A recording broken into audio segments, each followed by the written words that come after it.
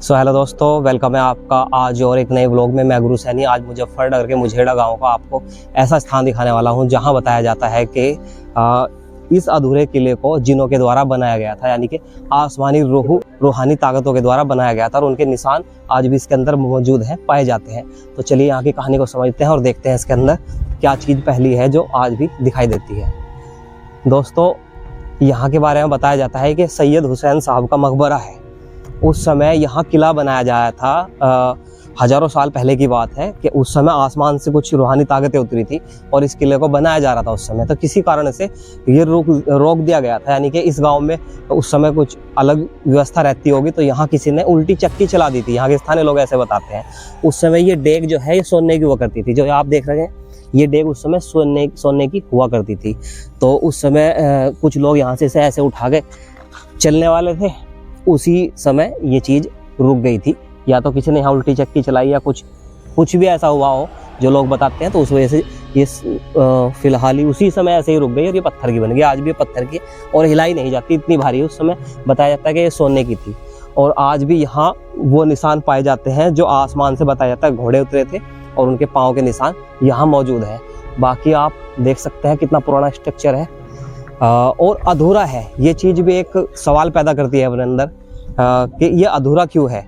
और इसी व्लॉग में मैं आपको दिखाऊंगा कि वो घोड़े की टाप कहाँ पे है और ये जो मकबरा है इसमें सैयद हुसैन साहब की कब्र कहाँ पे है। चलिए वो भी देखते हैं। तो ऊपर जाने से पहले जूते उतार लेते हैं और चलते हैं, देखते हैं यहाँ का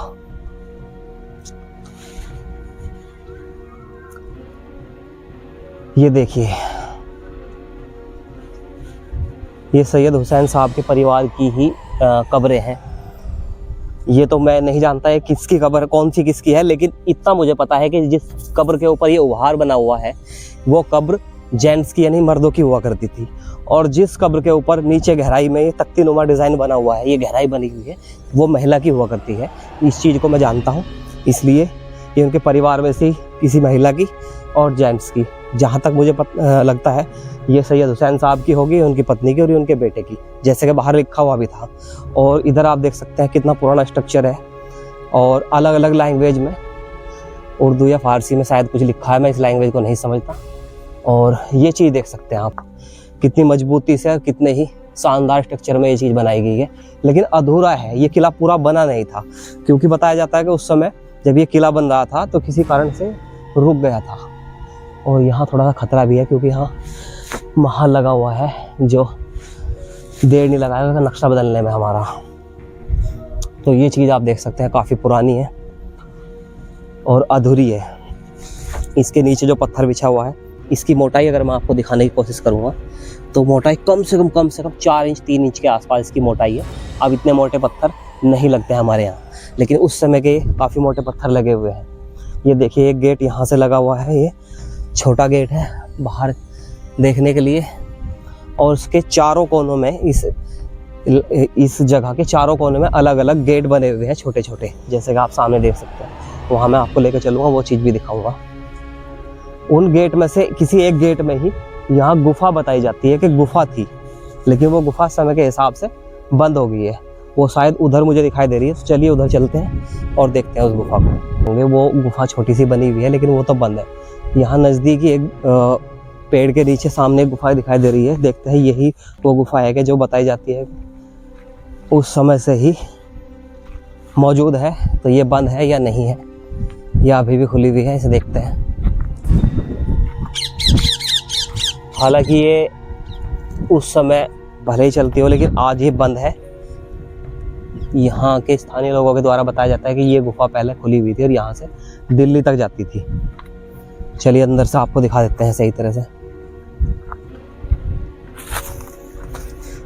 ये जो है इसके अंदर से कोई गुफा थी और ये इसके अलग अलग रास्ते कई जगह जाते थे। इसी तरह चारों दिशाओं में इसके अलग अलग गुफा थी, वहाँ पे अलग, वहाँ अलग और इधर अलग। तो चलिए आप दिखाते हैं आपको वो जगह जहाँ पे वो घोड़े उतरे थे जिनके द्वारा ये पूरा किला बनाया गया था। ये देखिए इसका चारों तरफ से बाउंड्री हो रखी है, लेकिन सब अधूरा है, पूरा कुछ भी नहीं है। तो उस समय जब बनाया गया होगा किसी वजह से रोक दिया गया होगा। इसको जो बताता है रानी की बावड़ी है, जो रानी इधर उधर से आती थी और आती थी, फिर रुक जाती थी, रुकने के बाद फिर वो नहाती थी, नहाने के बाद अपने स्नान करती थी, अपने घुड़सवारों को पानी पिलाती थी और पिलाने के बाद फिर अपना 2 दिन के लिए जैसे काफिला चलता रहता है तो फिर रुकने के बाद फिर चले जाते थे। यहाँ पर ठहरते थे हजारों साल जी हाँ, पहले आते थे, रुकते थे, नहाते थे और अपने ऊँट वगैरह घोड़े वगैरह उनका काफिला रुकता था, इसलिए ये जगह बनाई हुई थी। जी जो आसपास सब हिस्सा है वो इसी किले का हिस्सा है। जी, उन्हीं के हिस्सा है। चलिए दोस्तों, आपको दिखाते हैं अब वो जगह जहाँ पर बताया जाता है कि वो घोड़े उतरे थे, उनकी टाप। ये देखिए, ये किसी इधर से सूरज पड़ रहा है, किसी घोड़े की टाप के जैसा ही सेम टू सेम अभी भी निशान दिखाई दे रहा है। इस तरह से आप देख सकते हैं। ये देखिए, ये जो देख पा रहे होंगे, तो ये मार्क भी किया हुआ है। तो बताया जाता है कि यहाँ पर वो घोड़े ने अपनी टाप रखी थी उतरने समय और फिर इसको बनाया था और किसी वजह से रुक गया था, और रुकने के बाद बस फिर ये ऐसे ठहरा रहा। हजारों साल बीत गए, आज मैं आपको ये चीज़ यहाँ दिखा रहा हूँ।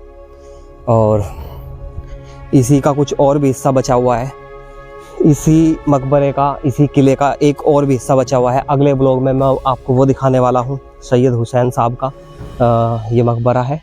तो दोस्तों, अगर चैनल पर नए हैं, चैनल को सब्सक्राइब करो, वीडियो अच्छी लगी हो तो लाइक करो। जल्द मिलता हूँ आपसे नए ब्लॉग के साथ। मैं गुरु सैनी, तब तक के लिए जय हिंद।